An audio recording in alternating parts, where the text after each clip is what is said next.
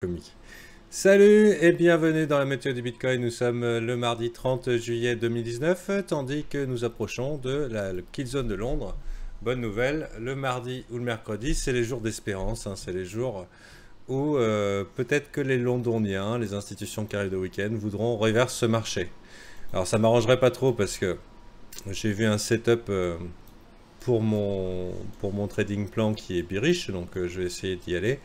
Bien sûr, vous avez remarqué, hein, c'est le festival du Fuck Move. Du Fuck Move, c'est la dépression la plus totale sur ce marché. Euh, Globalement, il veut aller nulle part, hein. Ça monte, ça se fait stop. Ça descend, ça se fait stop, etc. etc. La mauvaise nouvelle dans tout ça, c'est cette incapacité des boules à ne serait-ce que reprendre un petit peu de terrain. Et donc on voit ici un double triangle baissier. Alors les triangles baissiers, genre, normalement ça se passe pas comme ça. Mais on l'a déjà vécu, hein, donc ça pourra vous rappeler des souvenirs. Le triangle baissier, normalement on voudrait le voir arriver après un mouvement baissier, hein. Et dans ce cas-là on aurait une continuation baissière, un descending triangle. Mais là en réalité, bah pas trop. Mais ça indique quand même de la pression sur les supports. C'est-à-dire que plus ça va et plus les bears gagnent du terrain. La question c'est est-ce qu'ils vont se faire stop? Est-ce qu'il va y avoir une chasse au FOMO shorter ici avant éventuellement d'aller plus bas, ou est-ce qu'on reverse carrément dans un magnifique W dans un W? Aujourd'hui on est vraiment dans une situation pile ou face, et comme vous voyez ici cette barre, on est vraiment dans les extrêmes. C'est-à-dire qu'il faut un pet de mouche pour que la situation s'inverse. Mais si on regarde le graphique, globalement c'est pression, pression, pression, la tendance est baissière. Et on pourrait penser qu'avant que ce pet de mouche arrive et décide de nous inverser la donne, eh ben, il va falloir une petite capitulation. Personnellement, ça peut être mon avis. À un moment, est-ce que les boules vont pas abandonner? Voilà, en tout cas, moi ça m'arrangera bien pour mon trade du jour. Cela dit, je sais pas, je demandais aux membres au mec du brief, aux guys and girls du Daily Brief, quel était le trade le plus difficile à prendre, parce que c'est souvent le plus inconfortable à prendre qui est le bon. Un d'entre eux a dit c'était acheter, c'était inconfortable. Moi personnellement j'ai été très inconfortable à l'idée de vendre, hein. C'est certainement pas un endroit où tu as envie de vendre, hein, sur le support.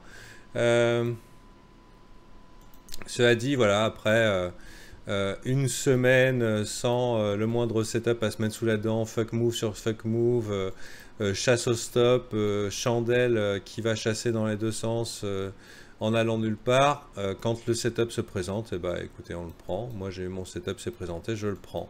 Je comprends également que certains voient des setups haussiers se présenter. Ils sont là dans de nombreuses conditions aussi, mais ils ne sont pas dans mon plan. Donc là, dans ce cas-là, c'est bonne chance, hein, et dans la mesure où j'holde un peu de Bitcoin, si ça remonte, je ne serai pas trop déçu non plus. Donc en attendant, c'est pas joli joli, hein, je vous le cache pas, on est toujours dans ce M qui est confirmé. Quelqu'un me disait, oui, Fanta, tu n'as pas parlé de la divergence sur RSI en weekly qui est confirmé. Si, en fait, ça fait des semaines que j'en parle, mais peut-être qu'au moment où tu as vu la vidéo, effectivement, tu n'en as pas entendu parler. Cela dit, c'est pas une divergence, hein. Donc, non, il n'y a pas de divergence. Ah, si, par rapport à ici? Non. Il n'y a aucune divergence. Donc, je dis de la merde. Je dis de la merde. J'en ai pas parlé parce qu'il n'y en a pas. Voilà. Mais effectivement, je disais par contre que la structure était plutôt mauvaise. Est-ce que je l'ai dit qu'il y avait divergence? J'ai pas dit, hein? Parce qu'il n'y en a pas.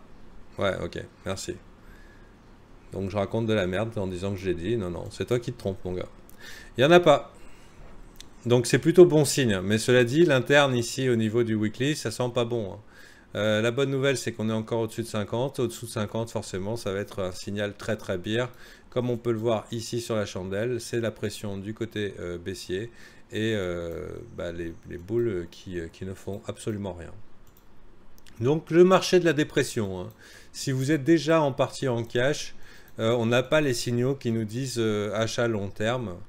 On est même en train de confirmer là en daily là, ce M dans un M, c'est assez moche. Si on venait à close cette chandelle ici, on pourrait s'attendre à un dégueulis dans ce cas-là dans les jours à venir. La bonne nouvelle, c'est par contre presque une pseudo divergence MACD. Bon, elle n'est pas vraiment là parce que c'est légèrement haussier, mais on voit qu'ici c'est beaucoup plus.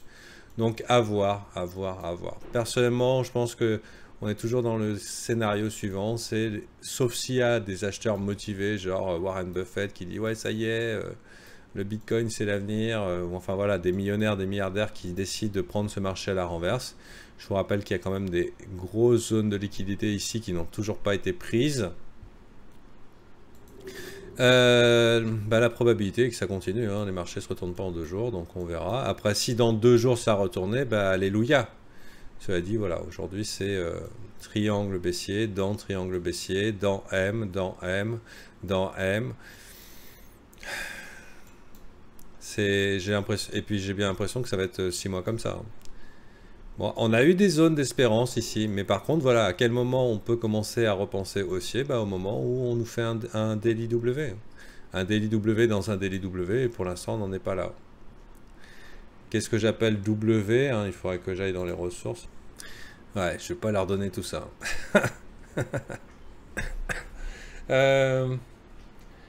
Discussion, c'est pas dans les messages épinglés?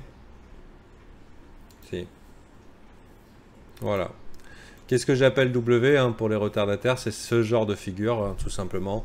C'est quand on a traversé la ligne ici et que la deuxième vague ici est légèrement supérieure. On fait un plus haut creux. Est-ce que c'est le cas actuellement? Non. Hein, en daily, on en est loin. On pourrait passer ici.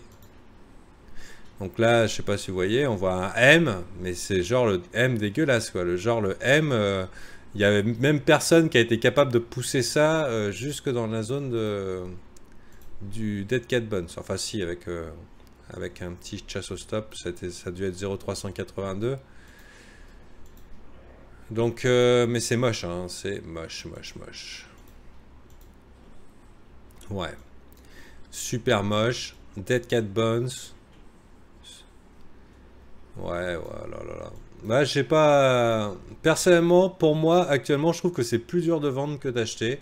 Et c'est pour ça que je vais pas cracher sur mon setup.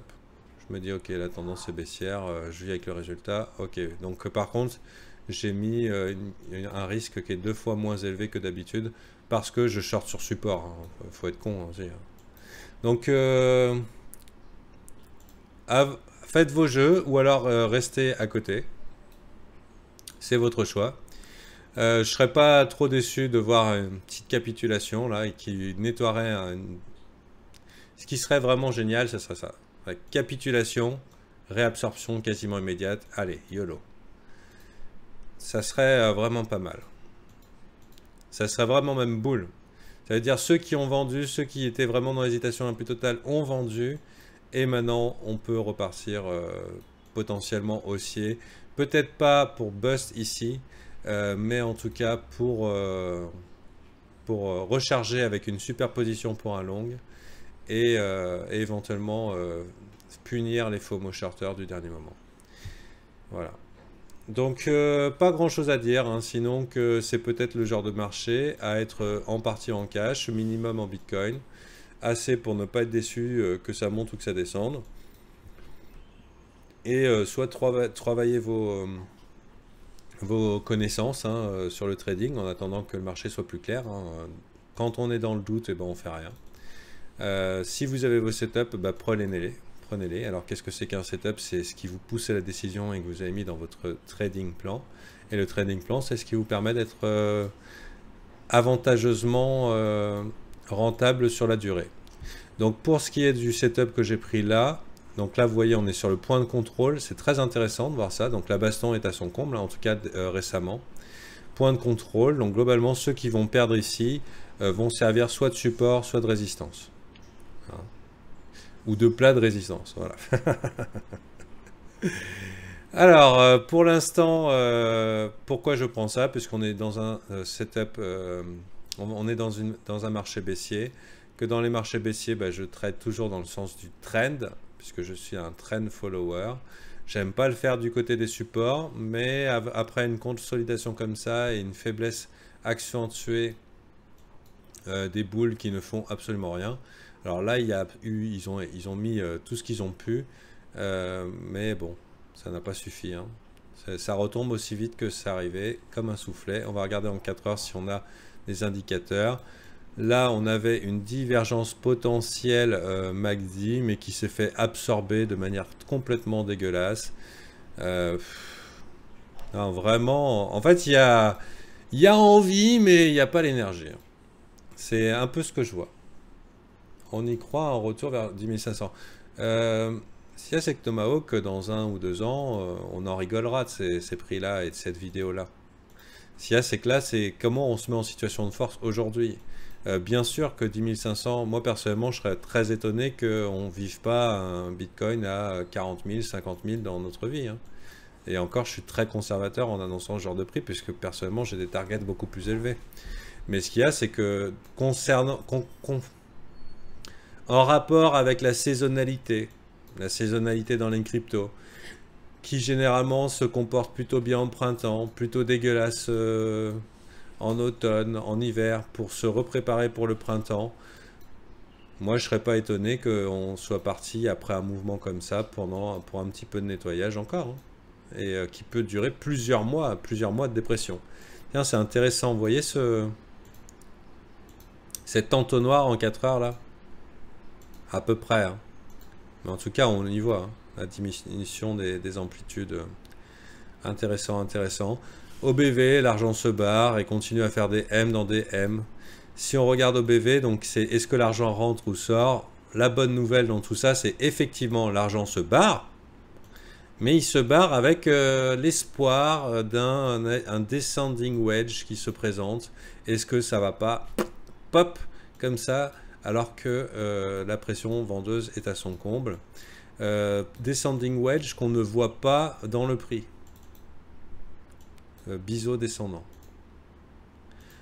Dans le prix baissier, ce qu'on voit plutôt, c'est un canal bearish. Et c'est moins bull que ça, quoi. À peu près. Faudrait voir. C'est pas vraiment un descending wedge, hein.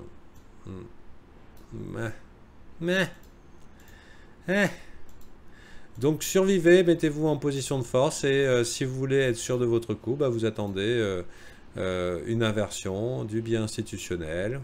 Des fois, il vaut mieux arriver sur le tard que de vouloir être le premier au virage, hein. Puisque ce qu'on veut, c'est gagner, pas forcément pique les tops ou les bottoms, hein, ce que je disais hier, hein. C'est extrêmement satisfaisant de se dire j'ai acheté là, mais quel est le setup, quelle est la situation probable qui vous permet non seulement de briller en société pendant 2 jours, mais en plus de faire survivre votre compte pendant des années. C'est un peu pour cela qu'on est ça. Un peu pour ça qu'on est là. Et je vais arrêter là parce que de toute façon je tourne en rond, j'ai rien à dire. Toujours paradis des scalpers, en tout cas la stratégie probable, en fait c'est... il n'y a pas de stratégie probable, hein. Sérieusement, il n'y a aucune stratégie probable. Je dirais acheter les chutes, revendre les rebonds. C'est globalement la stratégie qu'on avait sur ces derniers temps dans la catégorie fuck move. Mais où ça s'arrête, hein, et à quel moment on change de situation de marché. Donc en fait, la stratégie probable, c'est de se mettre à l'abri, femmes et enfants d'abord, à mon avis, pour le moment. Mais ça fait sens si vous êtes un trader de support et de résistance, de se dire ok, pour l'instant on a rebondi qu'une fois ici, c'est la deuxième, c'est peut-être une bonne opportunité d'envisager aller un retour ici. Personnellement, c'est pas dans mon plan. Donc si c'est dans le vôtre, do it, fagot. À demain pour la météo du Bitcoin. On fait ce qu'on peut.